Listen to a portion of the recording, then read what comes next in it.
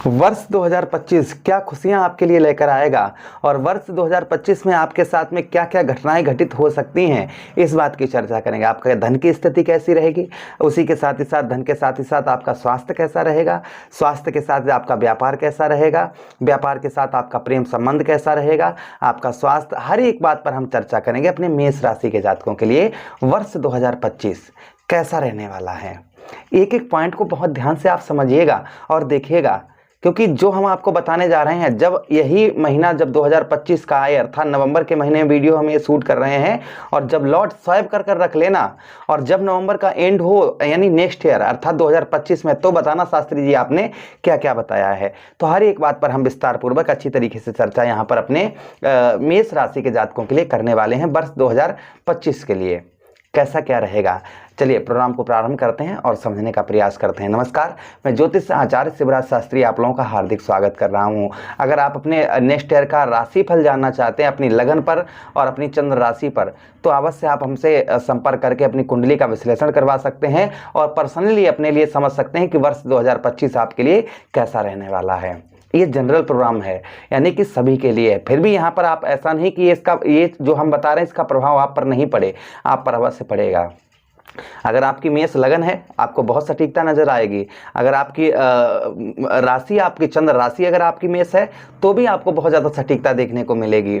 अब दोनों चीज़ें नहीं पता हैं तब उस स्थिति में इस प्रोग्राम को आप नाम राशि पर भी देख सकते हैं। सबसे पहले हम ग्रहों की बात करें कि वर्ष 2025 में ये 4 ग्रह है जो सबसे लंबी अवधि तक एक राशि में रहते हैं। सबसे पहले कौन?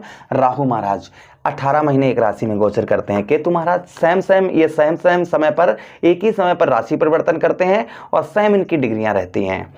जहां से राहु होते हैं वहां से सप्तम स्थान पर केतु महाराज होते हैं, और जहां पर केतु होते हैं वहां से सप्तम स्थान पर राहु होते हैं।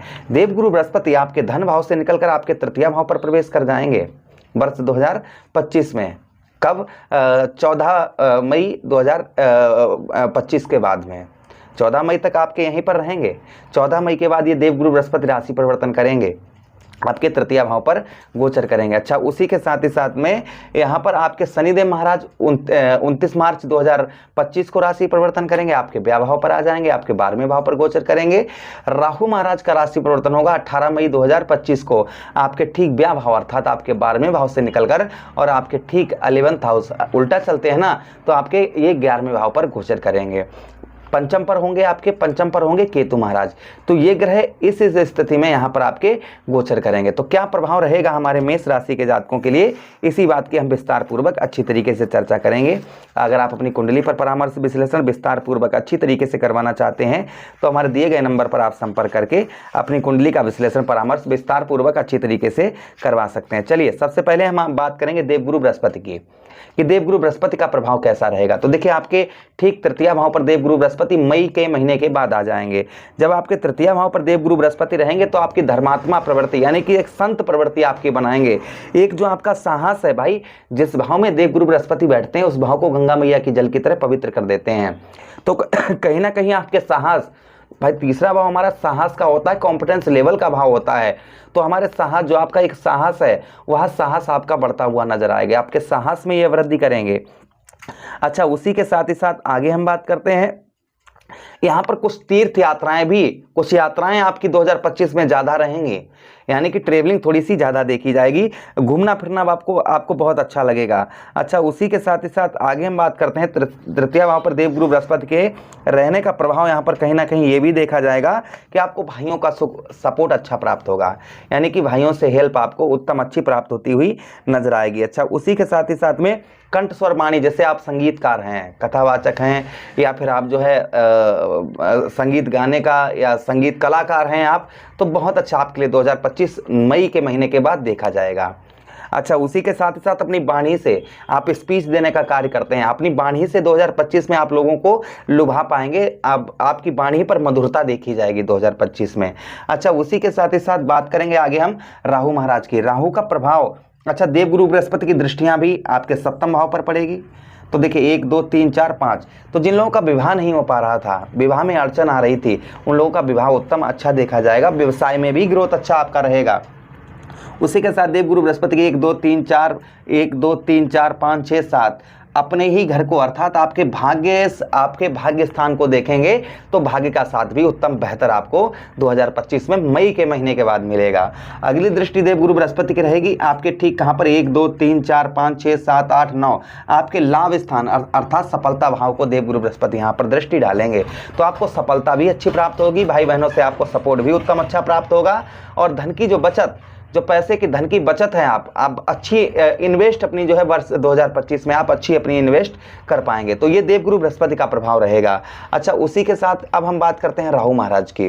भाई राहु आपके कहाँ पर रहेंगे? आपके 11th हाउस पर रहेंगे 29 मार्च 2025 के बाद में, वो 18 मई 2025 के बाद में, क्षमा चाहेंगे।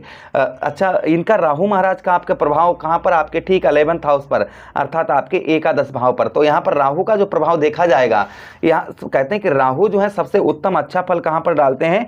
11वें भाव में। तो यहाँ पर लोभी प्रवृत्ति होगी, धन की आप बचत अच्छी कर पाएंगे। उसी के साथ ही साथ में धन के साथ ही साथ में यहाँ पर आपको सफलता भी राहु महाराज दिलवाएंगे।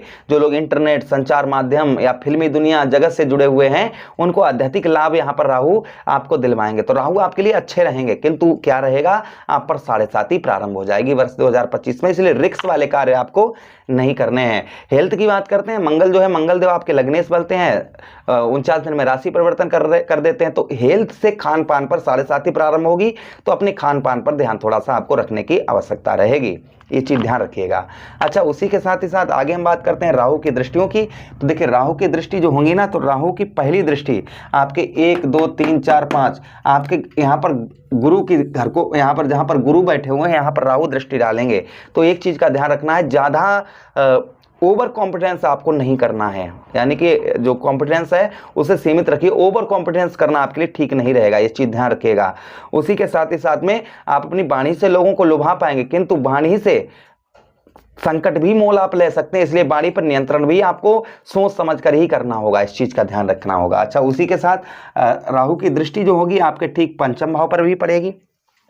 लव लाइफ में आपके प्रॉब्लम समस्या आपको दे सकते हैं ये, यानी कि लव लाइफ आपकी थोड़ी सी उल्टी सीधी देखी जाएगी, ये चीज ध्यान रखिएगा। इसलिए अपने संबंध अच्छे बनाकर रखिए 2025 में। अच्छा, उसी के साथ ही साथ आगे हम बात करते हैं 5वें भाव पर।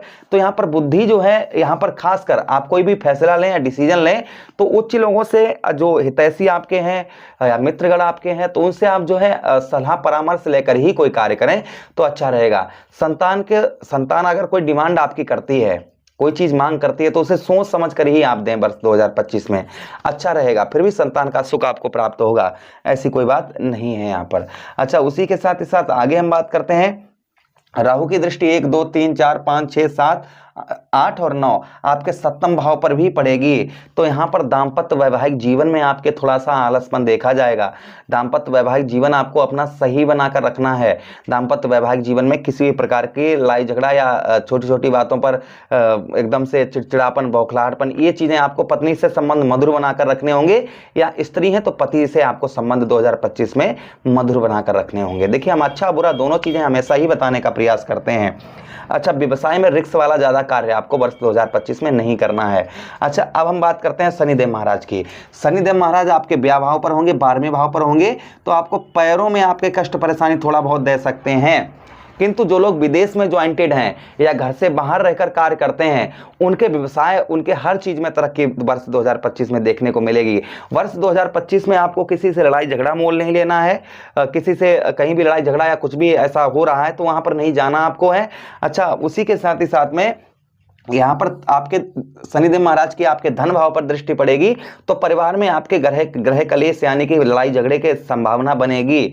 तो इसलिए आपको अपने कंट्रोल बनाकर रखना होगा, शनि की आराधना भी करते रहना है, ये ध्यान रखिएगा। फिलहाल में ठीक रहेगा, कोई दिक्कत वाली बात नहीं है। यहाँ पर गुरु के अपने मित्र राशि को यहाँ पर देखेंगे, मित्र घर को देखेंगे तो खराब नहीं करेंगे, फिर भी थोड़ा सा आप संभल कर रहें तो अच्छा रहेगा। शनि की दृष्टि 1 2 3, देखिए 1 2 3 4 5 6 7 आपके ठीक 7वीं दृष्टि आपके कहां पर पड़ेगी? आपके ठीक 6वें भाव पर। तो 6वें भाव पर दृष्टि पड़ेगी, तो यहां पर थोड़ा सा आपको कर्ज वगैरह आप लेना चाहते हैं या किसी को कर्ज देना या लेना, तो थोड़ा सोच समझ कर लेना होगा, फिर भी आपको कर्ज में ये राहत देंगे। अनावश्यक कर्ज आपको नहीं लेना है, इस चीज़ का ध्यान रखना है। फिलहाल में ठीक है, कोई दिक्कत नहीं है। यहाँ पर यह भी है कि आपके नौकरी में जो आप कहीं भी जॉब कर रहे हैं तो किसी भी लालच में ना पड़ें, इस चीज़ का ध्यान रखें। जहाँ भी प्राइवेट सेक्टर में जॉब करते हैं तो लालच में ना पड़ें तो अच्छा रहेगा। शनिदेव महाराज की दशम दृष्टि सप्तम, अष्टम, नवम और दशम, तो शनिदेव महाराज की दशम दृष्टि आपके कहाँ पर? ठीक आपके नवम भाव पर, अर्थात देखिए 1 2 3 4 5 6 7 8 9 1 10, यानी कि आपके दशम भाव पर, यहाँ पर आपके नवम भाव पर पड़ेगी, भाग्य स्थान पर पड़ेगी। तो गुरु के घर को देखेंगे यहाँ पर शनिदेव महाराज, कोई दिक्कत नहीं, भाग्य का साथ उत्तम बेहतर आपको प्राप्त होगा। अच्छा, केतु की बात करते हैं भाई, पंचम भाव पर, यहाँ पर थोड़ा सा संतान का सुख आपको कम प्राप्त हो सकता है। उसी के साथ ही साथ में सोच समझ कर ही कोई डिसीजन लें, अपनी तरफ से ज़्यादा एक्साइटमेंट होकर कोई भी डिसीजन ना लें तो काफ़ी अच्छा आपके लिए रहेगा, इस चीज़ का ध्यान रखना है। फिलहाल में 2025 के बारे में हमने आपको मोटा मोटा ये बताया है कि दृष्टियों का प्रभाव, हर चीज़ का प्रभाव आपको बताने का प्रयास किया है। देखिए ये चीज़ मत समझिएगा कि ये समस्याएं हमारे ऊपर सभी एकदम से हो जाएंगी, ऐसा नहीं है। एक ही राशि के, जैसे राम और रावण की एक ही राशि थी, कर्म अलग अलग थे। कृष्ण और कंस की एक ही राशि थी, कर्म अलग अलग थे। तो कर्मों का फल जो है मिलता है। फिलहाल में ग्रह जो है आपको अच्छा भी प्रभाव रहेगा और थोड़ा बहुत आपको सावधान भी रहना होगा। ये चीज़ें हमने मेष राशि के जातकों के लिए बताने का प्रयास किया। तो आशा कर रहे हैं प्रोग्राम काफ़ी अच्छा लगा होगा। मिलते हैं किसी अन्य प्रोग्राम में, तब तक आप लोगों से विदा चाहते हैं। अपना ख्याल रखिएगा, हमें आदेश दीजिएगा। हरे कृष्णा, राधे कृष्णा।